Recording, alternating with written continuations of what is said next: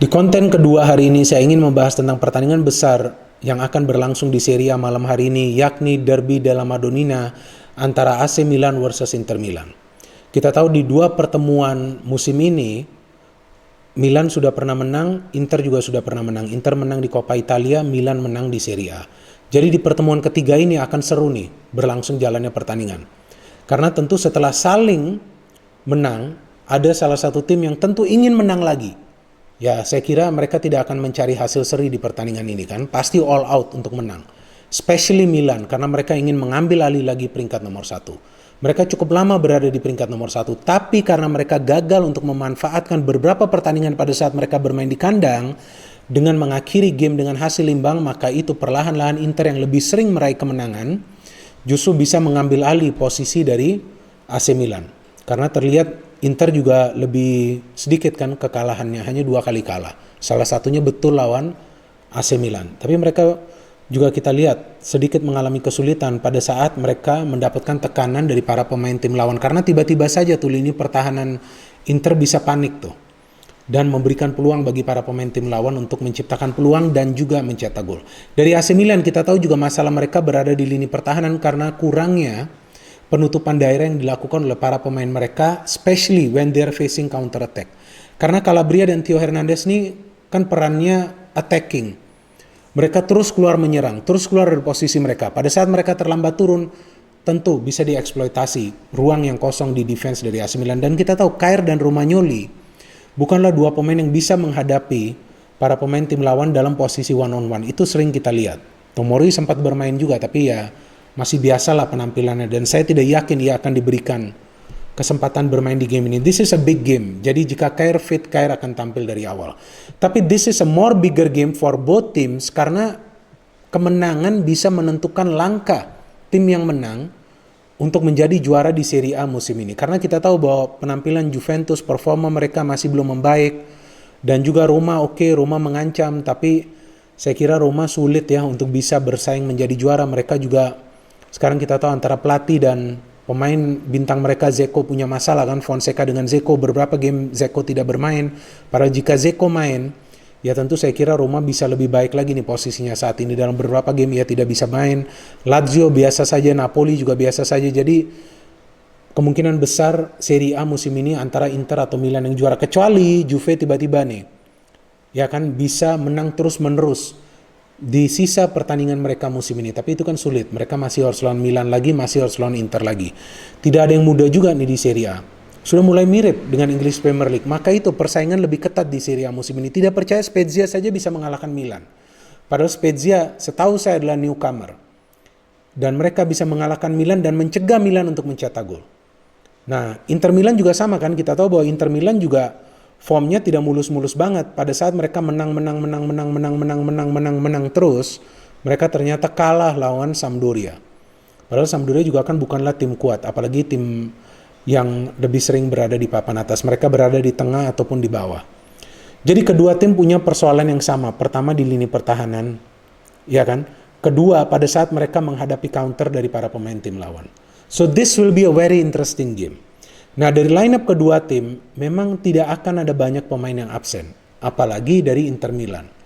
Tampaknya Inter akan turun full tim untuk pertandingan ini. Dan Inter perlu semua pemain mereka untuk turun agar Conte bisa menjalankan taktiknya sesuai dengan yang ia inginkan. Attack, pressure, gerak terus, membuat para pemain dari tim lawan lelah dan juga menyulitkan mereka untuk melakukan counter karena mereka sudah tutup daerah di lini tengah dan juga di lini pertahanan. Tapi tetap saja para pemain tim lawan bisa counter karena kan mereka punya 2 wingback yang aktif juga menyerang terus. Sama seperti 2 fullback dari AC Milan. Saya kurang lebih nih membuat perkiraan saya dalam lineup. Milan saya kira Donnarumma, Calabria, Kjaer, Romagnoli, Hernandez. Ini udah kuartet yang tidak tergantikan. Kessie sayang tidak akan ditemani oleh Benacer yang kabarnya cedera. Saya kira ini adalah chance bagi Tonali untuk unjuk kemampuannya ke manajemen Milan sekaligus ke pelatih Pioli, Salamakers, Calhanoglu, Rebic, Zlatan. Hampir full tim nih Milan. Ya untuk mencetak gol Milan bisa saja mencetak gol. Mereka salah satu tim selain Inter dan juga Roma yang banyak mencetak gol. Tapi untuk urusan bertahan itu dia lagi-lagi yang saya jelaskan. 2 fullback ini harus benar-benar disiplin, turun lagi. Karena Inter punya 2 wingback. 2 wingback akan menekannya lebih dalam lagi ke pertahanan dari AC Milan. Oke, siapa saja di Inter? Ini perkiraan saya saja.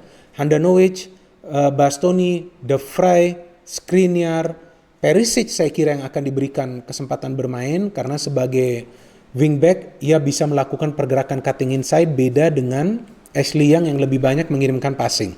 Eriksen, bisa jadi nih Eriksen diberikan peluang tampil, apalagi yang mencetak gol di Coppa Italia kan lawan AC Milan. Dan tampaknya sudah improve juga nih ya, the forgotten player, pemain yang sudah dilupakan sebetulnya oleh Conte. Lebih banyak masuk sebagai pemain pengganti, tapi bisa jadi ia start di game ini. Brozovic, Barella, double B, ini penting dua pemain ini di tengah. Hakimi, mantan pemain Real Madrid, sayang Madrid jual dia, tapi Madrid juga sudah punya banyak pemain di sektor tersebut. Sangat krusial ya peran dari Hakimi ini, banyak memberikan assist, bisa mencetak gol juga. Martinez bersama Lukaku, nah ini dua duet yang subur di Serie A. Lukaku kita tahu adalah top scorer, Martinez di belakangnya, tapi mereka masih punya Sanchez. Oke, dengan skema yang berbeda dari kedua tim, di mana Milan akan membangun serangan secara perlahan-lahan, mencoba untuk menguasai lini tengah dulu, baru kemudian melakukan pergerakan menyerang ke pertahanan tim lawan, beda dengan Inter yang akan langsung menggebrak, pokoknya mengirimkan direct pass ke depan, dan juga melakukan pergerakan tanpa bola yang akan dilakukan oleh para pemainnya. Tentu pertandingan ini akan berjalan seru. Saya kira pertandingan ini bisa menghasilkan banyak gol karena kemampuan mencetak gol dari kedua tim yang sama bagusnya. Milan punya Zlatan, Inter punya Lukaku, ya semoga mereka tidak ada friksi lagi lah di game ini kan. Sudah cukup friksinya di Coppa Italia saja. Dan bagi Zlatan ia juga harus fokus ke permainannya daripada melakukan cywar atau hal lainnya. Karena Milan sekarang sudah berada di peringkat nomor 2. Jika Milan kalah lagi, saya kira sulit bagi Milan untuk mendapatkan peringkat nomor 1 lagi karena mereka harus menunggu jika Inter Milan slip. Tapi Inter Milan akan sulit slip karena Inter Milan sudah sekarang fokusnya ke Serie A saja. Nah, hanya itu yang sekarang mereka punya peluang untuk menjadi juara kan. Nah, jadi ini adalah pertandingan yang krusial bagi kedua tim juga, di mana mereka tentu akan mencoba untuk mengoptimalkan setiap peluang yang mereka peroleh.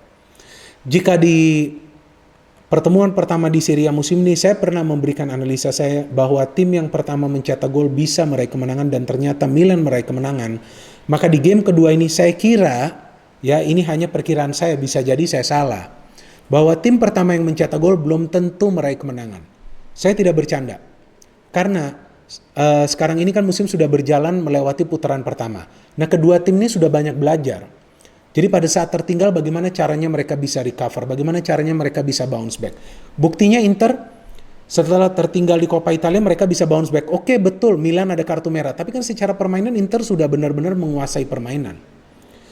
Jadi saya kira itu dia, bahwa pertandingan ini akan ketat, tapi seru, banyak gol, dan tim pertama yang mencetak gol belum tentu akan bisa meraih kemenangan. Ya jika mereka menang ya bagus-bagus saja. Soal persentase saya kira 50-50 ya. Tidak mudah untuk menentukan pemenang di game ini. Apalagi mereka sudah saling mengalahkan di 2 game sebelumnya. Jadi kita tunggu saja game ini dan jangan lupa ya kepada teman-teman untuk juga menonton live streaming reaction dari pertandingan ini.